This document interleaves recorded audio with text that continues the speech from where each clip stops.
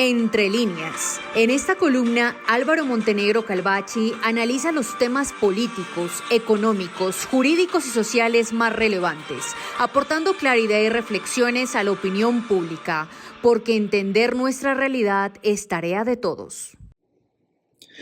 Cordial saludo. Para mi columna de hoy, Entre líneas, la he titulado Sensatez ante la adversidad. El artículo 113 de la Constitución Política de Colombia consagra que son ramas del poder público la legislativa, la ejecutiva y la judicial. Además de los órganos que las integran, existen otros autónomos e independientes para el cumplimiento de las demás funciones del Estado. Los diferentes órganos del Estado tienen funciones separadas, pero colaboran armónicamente para la realización de sus fines. La presente introducción hará referencia a los acontecimientos ocurridos entre la rama legislativa y la rama ejecutiva de nuestro país con motivo de la consulta popular acaecidos en la presente semana que está por finalizar.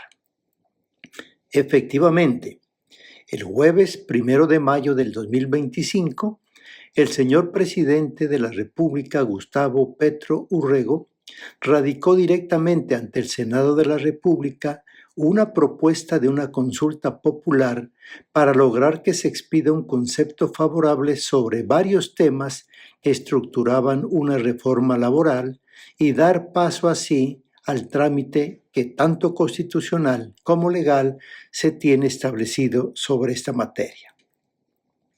Por el canal de televisión institucional se observó que en horas de la tarde del pasado miércoles 14 de mayo del 2025, la consulta popular radicada en el Senado de la República fue negada con 49 votos por el no y 47 votos por el sí.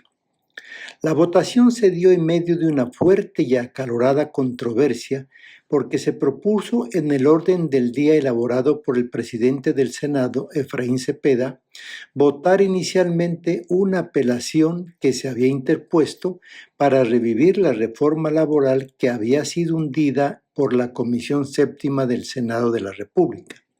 Sin embargo, casi de inmediato sometieron a votación la consulta popular que acabó siendo hundida.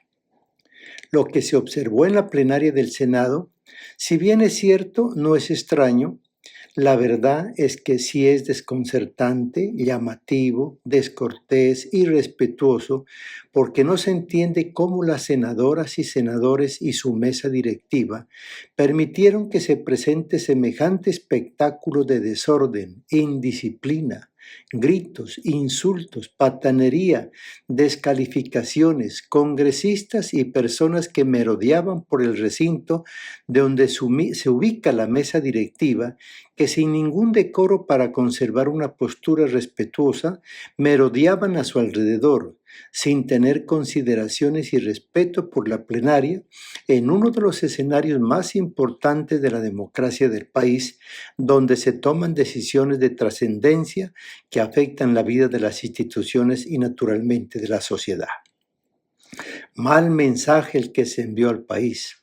Las tensiones políticas de la derecha, izquierda y de algunos independientes o indecisos se mezclaban sin profundizar con mayores y verdaderos argumentos constitucionales, políticos, económicos y sociales válidos, salvo ciertas y mínimas excepciones que se observaron. En medio de semejante espectáculo, la sesión fue levantada y quedó en firme la decisión del Senado con la algarabía de la derecha que le hace oposición al gobierno nacional que le había ganado a la izquierda o al gobierno nacional con el hundimiento de la consulta popular, pese a que se revivió el proyecto de reforma laboral para que siga el trámite legislativo que le falta para convertirse en ley de la República y que contó con el beneplácito del gobierno nacional. Una senadora del Pacto Histórico sostenía que les hicieron conejo a los colombianos porque no se brindaron garantías y que esa sesión fue una marrullería. Los ministros del Gobierno Nacional se mostraron muy ofuscados con la decisión adoptada. El ministro del Interior luego se pronunció expresando que lo de hoy fue fraudulento. Se hundió la consulta popular de forma fraudulenta.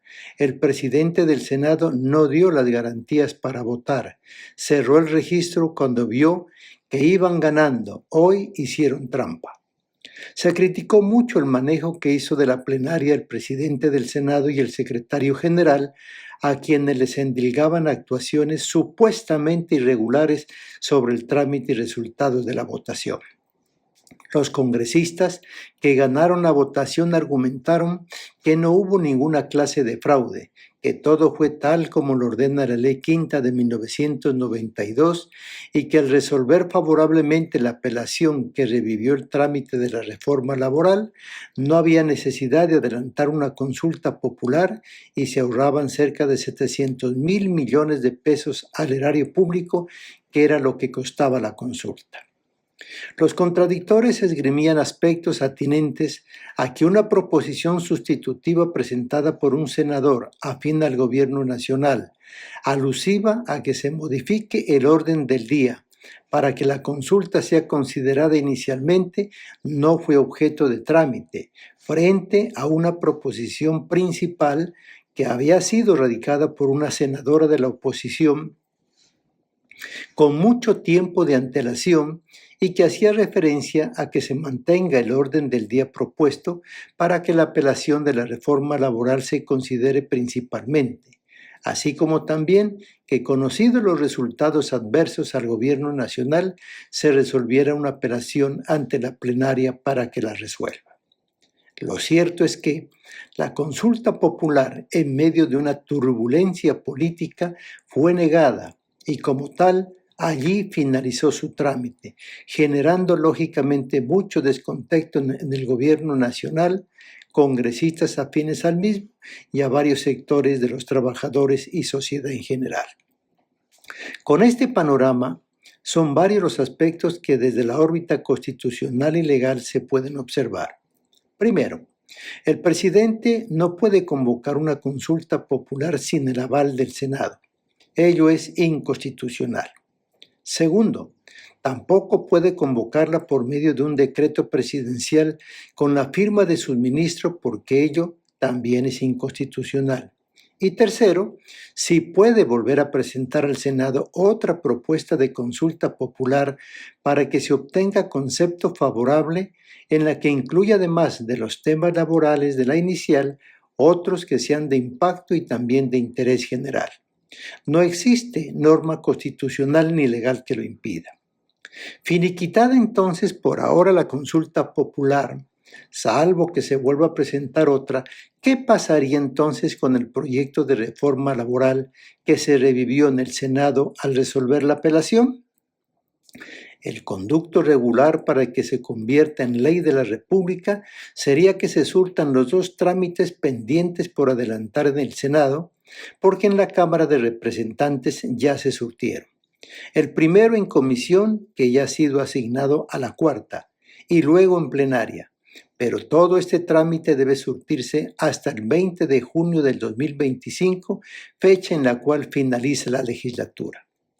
Interesante es recordar que a voces del artículo 162 de la Constitución Política, los proyectos de ley que no hubieran completado su trámite en una legislatura y que hubieran recibido primer debate en alguna de las cámaras, continuarán su curso en la siguiente en el estado en que se encuentren, pero ningún proyecto podrá ser considerado en más de 2 legislaturas. ¿Alcanzaría el tiempo para que esa reforma se convierta en realidad? Lo cierto es que pese a la adversidad sufrida, hay mucha incertidumbre al respecto, porque como es natural, debe haber la designación de uno o varios ponentes, los estudios y socialización con los sectores de empleadores y trabajadores, congresistas y gobierno nacional que deben adelantarse. Contar con el número necesario de senadores para que sea aprobada en comisión y luego en plenaria. trabajar intensamente y no perder tiempo porque el mismo ya está corriendo y pronto llegará la fecha de terminación de la legislatura. El trámite de la reforma laboral es de mucha trascendencia, porque si se está tratando de regular asuntos de derechos fundamentales, los mismos deben de adelantarse por una ley estatutaria y la misma tiene un trámite especial en el Congreso de la República. En un escenario catastrófico de no contar ya con la consulta popular como ocurre en el momento, o que el Senado no tramite y apruebe la reforma laboral en el tiempo que le resta, estimo y opino que el señor presidente de la República no podría emitir decretos para regular temas de la reforma laboral porque, como se ha expresado, si se abordan derechos fundamentales, se necesita de un desarrollo legal. Tampoco podría hacerlo en virtud de decretos reglamentarios porque los mismos están encaminados a reglamentar una ley que exista, pero la ley no existe y de haberlo no puede variarse ni crear nuevos derechos. Tampoco es pedir decretos leyes porque los mismos hacen presencia si el Congreso de la República le concede facultades extraordinarias y esto no ha sucedido. Y menos es pedir decretos legislativos, los cuales se hacen en estados de excepción y ello tampoco ocurre. Ante la incertidumbre sobre el tema de la reforma laboral, si bien es cierto que los trabajadores aglutinados o no en organizaciones sindicales y la misma comunidad tienen el derecho de levantar su voz de protesta, sus acciones, al igual de las que emprendan el gobierno nacional y la oposición para concertar una reforma laboral, deben adelantarse en medio de una sensatez, prudencia, tranquilidad, paz, seguridad, para que sean los canales institucionales del Estado Social de Derecho los que definan sobre tan importante iniciativa laboral que se puede abordar también con la presentación de un nuevo proyecto de ley que cuente con un mayor consenso y un buen respaldo político. El país vive un momento más político que jurídico, incierto y adverso para el gobierno nacional, trabajadores y sociedad en general. Pero los congresistas no deben olvidar que también representan al pueblo y deben actuar consultando la justicia y el bien común. No hacerlo serían responsables políticamente ante la sociedad y frente a sus electores por el incumplimiento de sus obligaciones propias de su investidura.